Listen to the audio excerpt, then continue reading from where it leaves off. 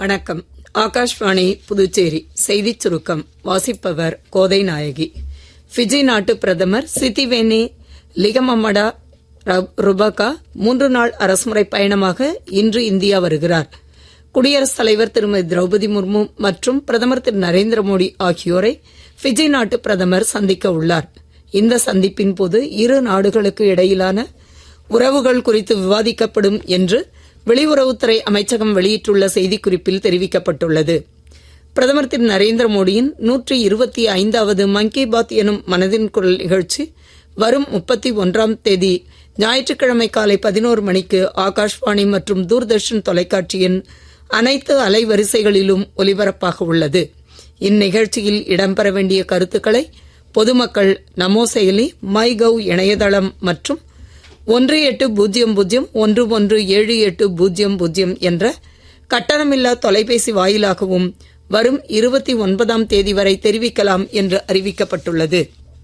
தமிழ்நாட்டின் குலசேகரப்பட்டினத்தில் அமைக்கப்பட்டு வரும் விண்வெளி ஏவுதளத்தில் இருந்து அடுத்த ஆண்டு இறுதிக்குள் ராக்கெட் ஏவப்படும் என்று இஸ்ரோ தலைவர் திரு நாராயணன் தெரிவித்துள்ளார்.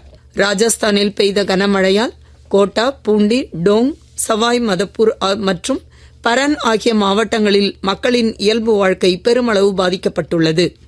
தண்ணீர் தேங்கியுள்ளதால் கோட்டாவில் உள்ள டெல்லி மும்பை விரைவு சாலையில் போக்குவரத்து நிறுத்தப்பட்டுள்ளது. பாதிக்கப்பட்ட பகுதிகளில் தேசிய பேரிடர் மீட்புப் படை மற்றும் துணை பேரிடர் மீட்புப் படையினர் மீட்புப் பணிகளில் ஈடுபட்டுள்ளனர். நியூயார்க்கில் உள்ள USTA பில்லி ஜீன் கிங் தேசிய டென்னிஸ் மையத்தில் 145வது அமெரிக்க ஓபன் டென்னிஸ் போட்டி தொடங்கியது. ஆடவர் ஒற்றையர் பிரிவின் முதல் நிலை வீரரும் தற்போதைய சாம்பியனுமான இத்தாலியின் ஜெனிக் சின்னர் முன்னிலை வகிப்பார்.